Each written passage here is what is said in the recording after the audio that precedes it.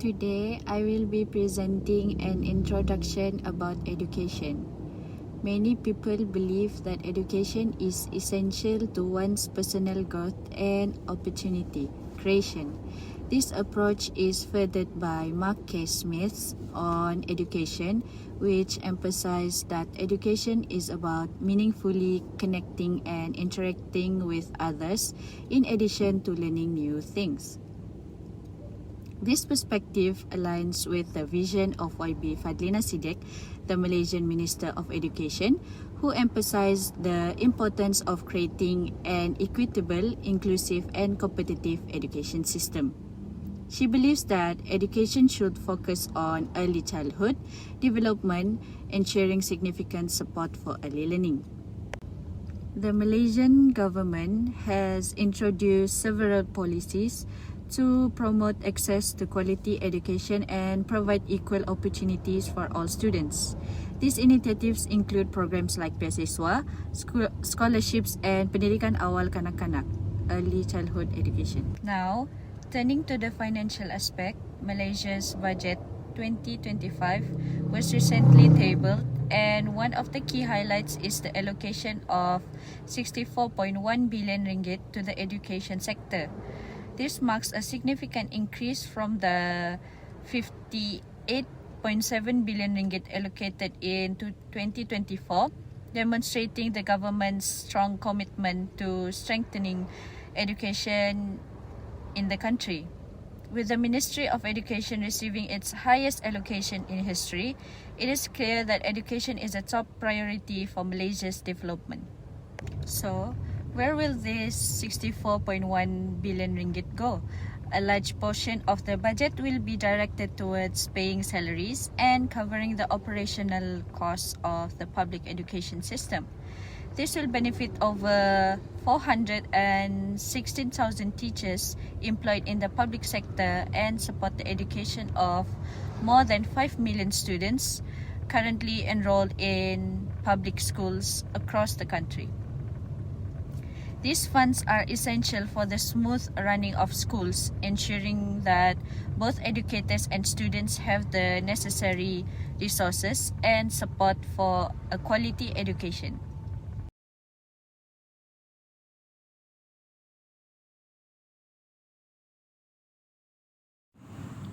The first issue is the teacher shortage, especially in rural and underserved areas, continues to be a significant challenge in Malaysia's education system. One of the main reasons is the rising student enrollment, which has outpaced the recruitment and training of teachers. At the same time, a significant number of senior educators are retiring, and this gap is being addressed with effective succession planning.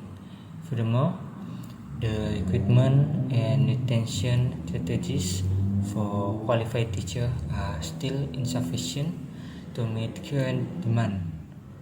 Finally, rural areas face additional barriers, including inadequate infrastructure and logical challenge, which exacerbates the issue of teacher shortage. This issue has several impacts to education sector. The teacher shortage have led to overcrowded classroom with high student to teacher ratio, contributing to declining academic performance, especially in core subjects like mathematics, science, and English. The lack of specialized teachers often result in misallocation, such as Bahasa Malaysia teachers being assigned to teach science or English. This situation also increases workload for existing teachers, causing burnout and decline in the quality of instruction. Additionally, the retirement of experienced educators has led to a loss of mentorship opportunities for new teachers, further affecting the overall teaching quality.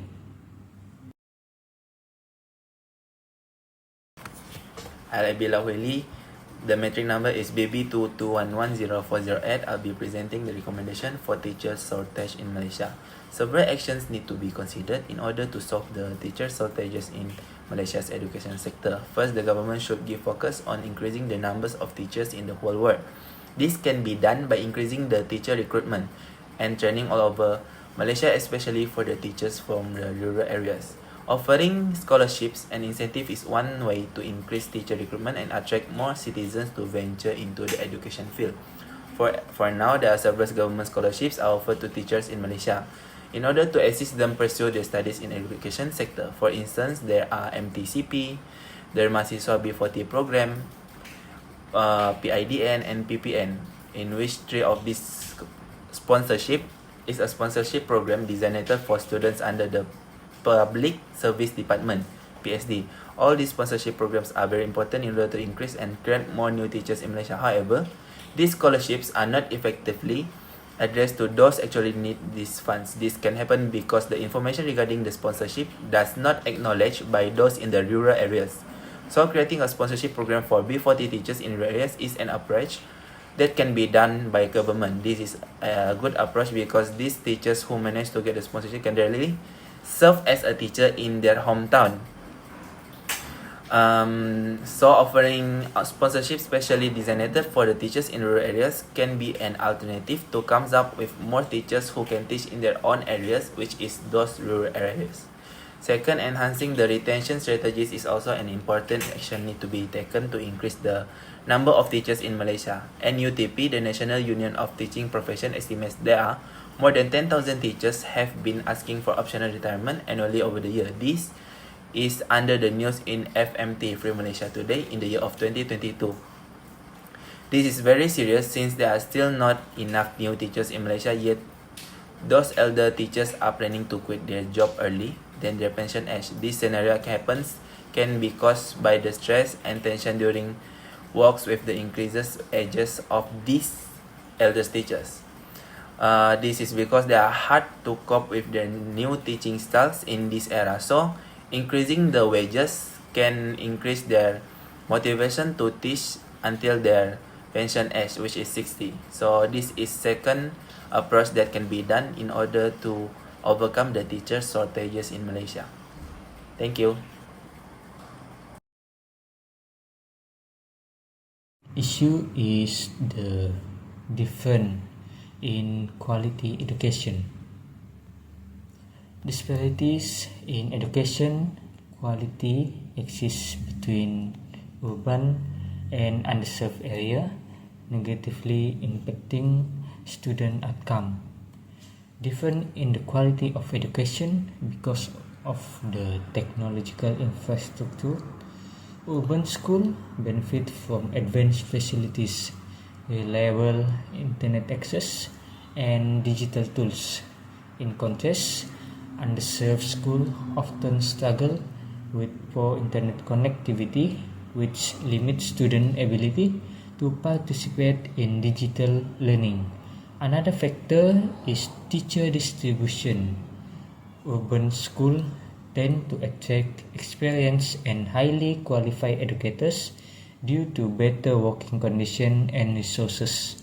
Meanwhile, underserved schools often depend on temporary or underqualified teachers who have fewer opportunities for professional development, which directly affect the quality of the education. Urban schools usually have a good facilities like libraries, STEM lab, and various extracurricular programs. In comparison, rural schools often do not have enough updated textbooks, proper science equipment, or even basic classroom supplies.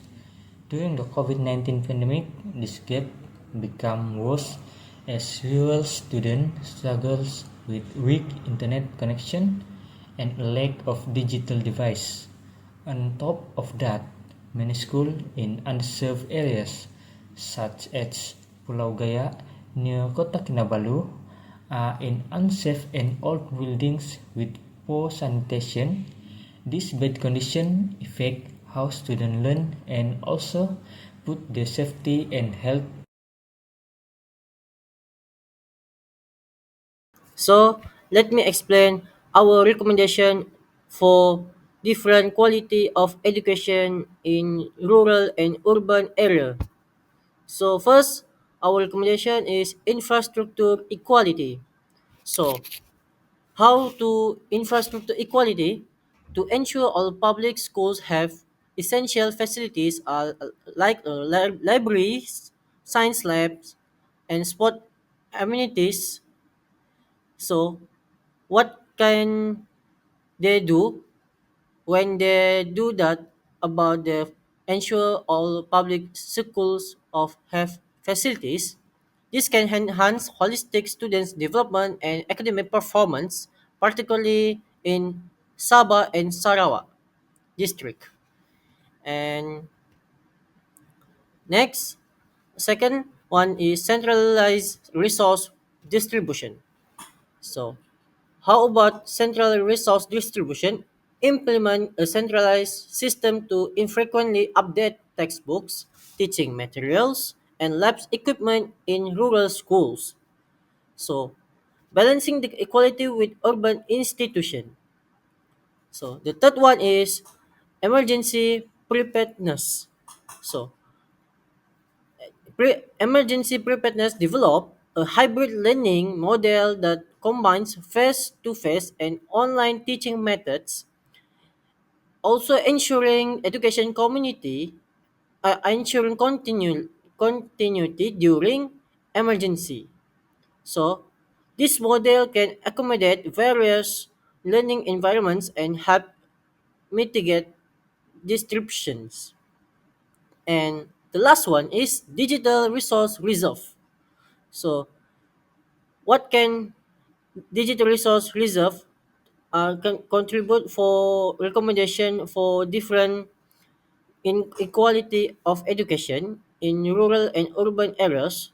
So, establish and maintain reserve of digital device and other educational resource to ensure students have timely access during emergencies, particularly in area with limited internet connectivity like rural Sabah and Sarawak.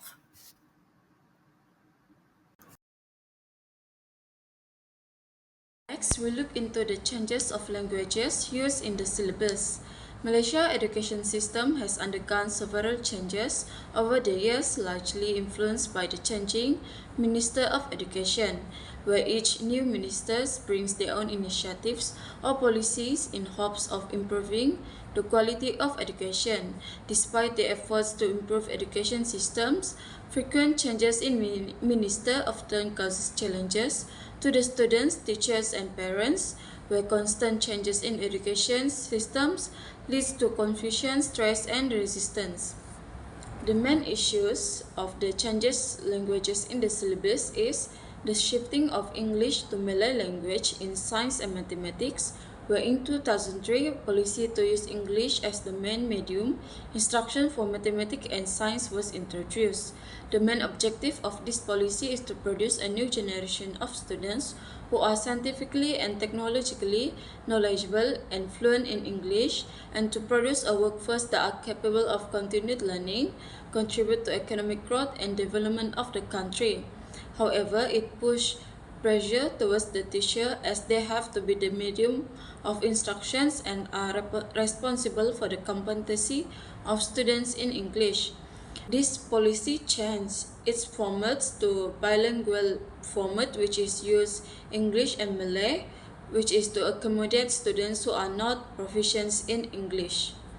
The shifting of the language used in the syllabus was highly influenced by the political influence, where in 2003, policy was introduced by Premier Mahathir Mohamad to improve English standards in education.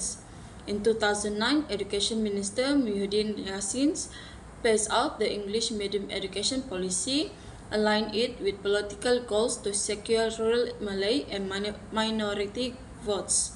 In 2016, introduction of dual language program DLP was under Premier Najib Razak, aimed at strengthening both Bahasa Malaysia and English, where students could choose to learn mathematics and science in ideal language. And in 2024, under the Education Minister Fadlina Siddiq announced that the gradual reductions of DLP program implementations in schools, where DLP was phased out in certain schools due to students' Bahasa Melayu results not meeting the national average. Dual language program was designed to improve STEM educations, which includes science, technology, engineering, and mathematics, and to equip students with skills needed for future careers. Therefore, reducing DLP could undermine the government's goal of preparing students for future professionals' need in STEM fields.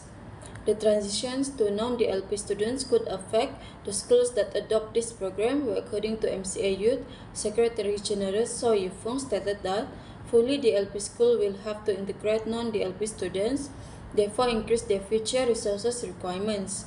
And the changes to DLP to non-DLP will affect vernacular schools, where according to Arun Dorasamy from the Center for Vernacular Schools, highlighted the challenges faced by vernacular schools with DLP.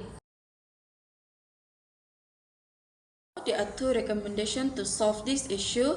The first one is to avoid arbitrary changes to the education policies, where it can disrupt previous education policy, force students and teachers to adapt to the new education policies. Therefore, policy from previous administrations should have not changed if they yield positive outcomes, and previous policies can be improved to match current education needs. Therefore, new minister should not impose new policy to fulfill their political priorities. The second one is to neutralize political influence, eliminating political agendas and government interference in shaping educational policy, and the implementation process of policy should be backed up with a solid, proper, correct, and authentic data, and the ministry should demonstrate genuine accountability in fulfilling their duties with integrity. Hello, my name is Alicia Erinisi. Today I'd like to emphasize the key solutions we've discussed for addressing the challenge in Malaysia education system. Our conclusion highlights three major areas that require immediate attention: teacher shortage, urban-rural disparity in education quality, and the need for consistency in policy making. Firstly, addressing teacher shortage is critical, especially in rural and underserved areas. The rising demand for teachers due to increasing student enrollment, coupled with high retirement rates, has led to a crowded classroom and an overburdened teaching workforce. To solve this, we recommend increasing recruitment efforts, offering scholarships and incentives, and introducing specialized programs to attract teachers to rural areas. By doing so, we can ensure that every student, regardless of location, has access to quality education. Secondly, disparities in education quality between urban and rural areas must be tackled. Urban schools have access to better resources, including advanced technology and qualified teachers, while rural schools struggle with outdated facilities, poor internet connectivity, and a lack of basic infrastructure. To bridge this gap, we propose a centralized system to distribute resources equitably, combined with investment in essential facilities like libraries, STEM labs, and digital tools for rural schools. These efforts can create a more balanced and inclusive education system. Lastly, we must focus on minimizing frequent change in education policies, which often disrupt the learning environment for students and teachers alike. Policy should be data-driven and free from political interference to ensure consistency and long-term benefits.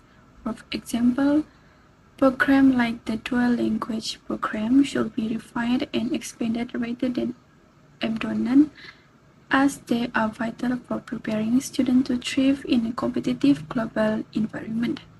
In conclusion, if we address that issue holistically, Malaysia education system can transform into a powerful tool for social mobility and economic growth. Together, let's work towards an education system that is equitable, inclusive, and future ready. Thank you.